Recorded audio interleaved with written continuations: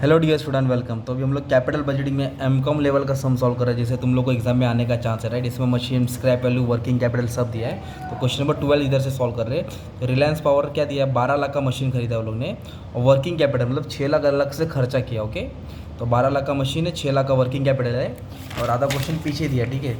और पीछे क्या दिया है, दो मशीन है, मशीन ए और बी। तो अब्दुल सर ये करेंगे, तुम लोग बी करके कमेंट में आंसर डालेंगे।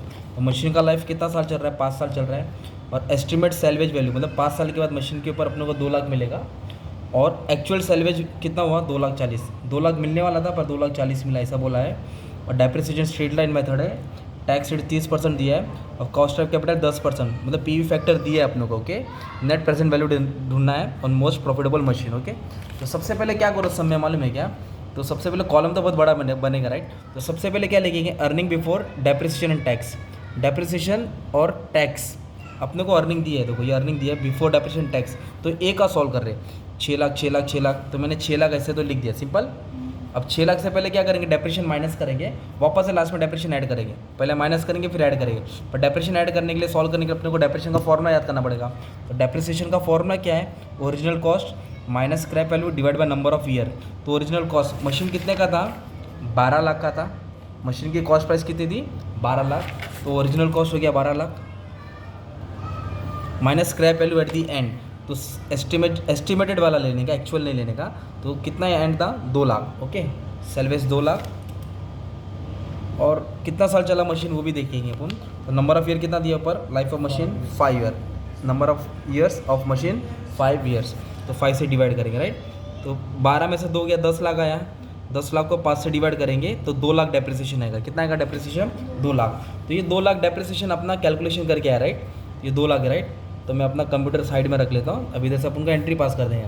तो डेप्रिसिएशन कितना, 2 लाख। तो सब जगह कितना लिख देंगे, 2 लाख 2 लाख। तो फर्स्ट अपने को डेप्रिसिएशन निकालना था, तो 2 लाख डेप्रिसिएशन हमने निकाल दिया, राइट। ये फॉर्मूला लेके सॉल्व कर दिया, ठीक है। तो अभी नेक्स्ट स्लाइड पे इधर आ जाते हैं ना, सॉल्व करते हैं। तो अब क्या करेंगे, अर्निंग बिफोर डेप्रिसिएशन टैक्स में से डेप्रिसिएशन माइनस करेंगे, तो अपने को मिलेगा अर्निंग बिफोर टैक्स। तो 6 में से 2 लाख क्या करो, माइनस करो, कितना आएगा, 4 लाख। इधर भी कितना आ जाएगा, 4 लाख। इधर भी कितना आएगा, 4 लाख। इधर भी कितना आएगा, 4 लाख। इधर भी कितना आ जाएगा, 4 लाख। सिंपल। अब अपने को टैक्स माइनस करना है 30%। कितना परसेंट, 30%। क्यों, क्योंकि टैक्स रेट कितना दिया, 30% दिया, राइट। और हम लोग क्यों माइनस करें, क्योंकि बिफोर बोला है। आफ्टर बोला है तो डायरेक्ट हीरो बन गया, अपने को ये सब बनाए बनाए दिया है। बिफोर मतलब माइनस करके लाना पड़ेगा। तो टैक्स 30% है, राइट। तो 30% टैक्स इस पर निकालेंगे 4 लाख पे। तो जब 4 लाख पे 30% निकालेंगे तो 1,20,000 आएगा। 4 लाख पे 30% निकालेंगे तो 1,20,000। इधर भी 1,20,000, क्योंकि अमाउंट सेम है ना, इसलिए टैक्स सेम है। अगर अमाउंट अलग अलग रहता, इधर भी अमाउंट चेंज होते रहता, राइट। तो 4 लाख में से 1,20,000 क्या कर देंगे, माइनस कर देंगे, तो अर्निंग आफ्टर टैक्स मिलेगा। तो 4 लाख में से 1,20,000 गया तो 2,80,000 आएगा। तो इधर भी 2,80,000 आ जाएगा, इधर भी 2,80,000 आ जाएगा, इधर भी 2,80,000 आ जाएगा, इधर भी 2,80,000 आ जाएगा। ये सिंपल हो गया। फिर वापस से डेप्रिसिएशन ऐड कर देने का, जो डेप्रिसिएशन लेस किया था वापस इसमें डेप्रिसिएशन क्या कर देंगे, ऐड कर देंगे। क्योंकि इसमें टैक्स का अमाउंट था ना, निकालने के पहले डेप्रिसिएशन माइनस करना पड़ता है, लास्ट में ऐड करना पड़ता है, ठीक है। तो डेप्रिसिएशन फिर से ऐड कर देंगे, तभी तुमको कैश इनफ्लो मिलेगा, जो एग्जैक्ट वैल्यू रही किसकी। तो इन दोनों को ऐड करने का है, तो अपने को मिलेगा 4,80,000। ओके, इधर भी आएगा 4,80,000, 4,80,000। इधर भी आ जाएगा 4,80,000, इधर भी आएगा 4,80,000। अभी कहानी इधर चालू है, ठीक है। अब लास्ट ईयर में क्या हुआ, उन लोगों ने क्या किया मालूम है क्या, सैलवेज पे एक्सचेंज किया है, वर्किंग कैपिटल भी लेके आया। तो लास्ट ईयर में वो एडजस्ट करने का, कहाँ एडजस्ट करने का, वो लास्ट ईयर में। तो हम लोग क्वेश्चन रीड करेंगे, वर्किंग कैपिटल दिया है क्या, हाँ दिया है।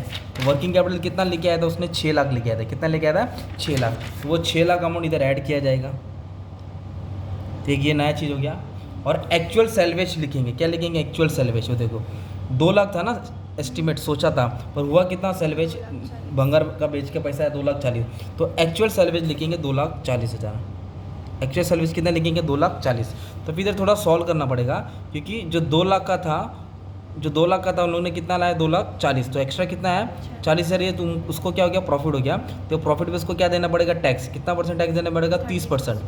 तो 40,000 पे 30% बोले तो 12,000 टैक्स आएगा। तो वो टैक्स को अपन को लेस करना पड़ेगा। तो कैसे आया वापस से, 2 लाख और 2,40,000। तो एक्स्ट्रा कितना अमाउंट है, 40,000। ओके, तो 40,000 के ऊपर अपने को टैक्स देने का, कितना परसेंट टैक्स देने का है, 30%, तो कितना आ जाएगा 12,000। और टैक्स देना पड़ता है इसके लिए लेस करेंगे, टैक्स देना पड़ता है इसके लिए क्या करेंगे लेस। तो 4,80,000 पे 6 लाख ऐड करेंगे, 2,40,000 भी ऐड करेंगे और 12,000 क्या करेंगे माइनस, तो ये आ जाएगा 13,08,000। तो ये किसका अमाउंट आया मालूम है क्या? 5th ईयर का है, राइट।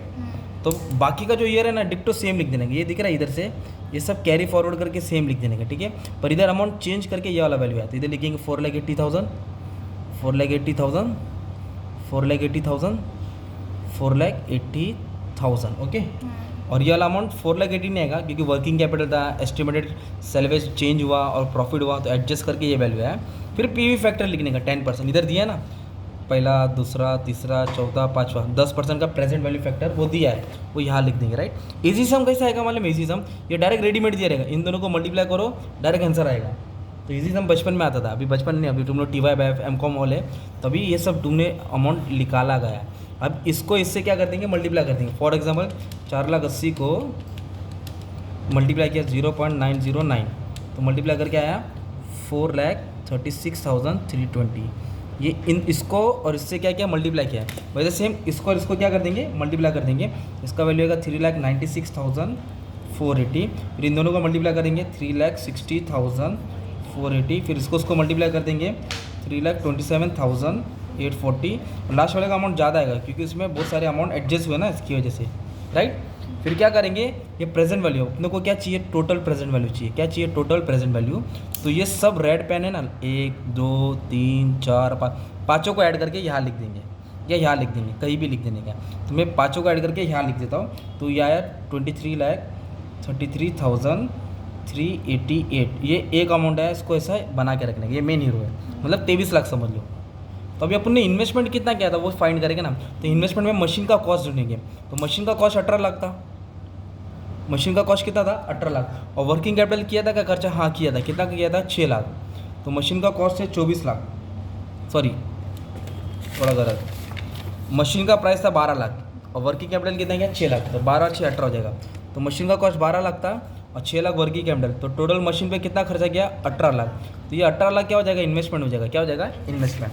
अब अपना सवाल आया ये अपने को फाइंड करने का नेट प्रेजेंट वैल्यू। क्या फाइंड करने का, नेट प्रेजेंट वैल्यू। ये क्वेश्चन पूछा लोगों ने, ओके, ये question calculate net present value. तो उसका फॉर्मूला क्या है, total present value minus investment. हमने इन्वेस्टमेंट कितना किया था, 18 लाख, और 5 साल के बाद इसकी वैल्यू कितनी होगी, 23 लाख। डाला कितना था, 18, और वैल्यू कितना हुई, 23, मतलब ज़्यादा हो गया ना, तो फ़ायदा हो गया। तो टोटल प्रेजेंट वैल्यू कितना है, 23,33,388। इन्वेस्टमेंट कितना किया था, 18 लाख। इन्वेस्टमेंट कितना किया था, 18 लाख, राइट। तो नेट प्रेजेंट वैल्यू में क्या करेंगे हम लोग, इन दोनों को माइनस कर देंगे। तो 5,33,388 है। ये नेट प्रेजेंट वैल्यू किसका है मालूम है, मशीन ए का है। किसका है, ये मशीन ए का सॉल्व किया। अगर मान लो लोग ने और एक चीज़ पूछा रहता, प्रॉफिटेबिलिटी इंडेक्स मेथड, क्या पूछा रहता, तो इन दोनों को जो माइनस किया है इसमें डिवाइड कर देंगे। क्या कर देंगे, डिवाइड, सिंपली डिवाइड करना है। 2,433 डिवाइड बाय 18 लाख, तो 1 पॉइंट समथिंग आंसर आता। 1 से ज़्यादा मतलब प्रॉफिटेबल है और 1 से कम मतलब लॉस होता है। ये पूछा नहीं था तो निकालने की ज़रूरत नहीं थी। अभी हमने मशीन ए का सॉल्व किया है, तो ए को सॉल्व करके कितना आंसर आया मालूम है तुम्हारा, 5,33,000। वैसे ना बुक वाले ने बी को भी सॉल्व किया, ऐसा बी को भी सॉल्व किया है, तो बी को सॉल्व करके 7 लाख आया। तो machine B is more profitable than machine A. तो आप लोग मशीन बी को ट्राई करेंगे, सॉल्व करने की कोशिश करेंगे, ठीक है। तो ये एक सम था तुम्हारे लिए।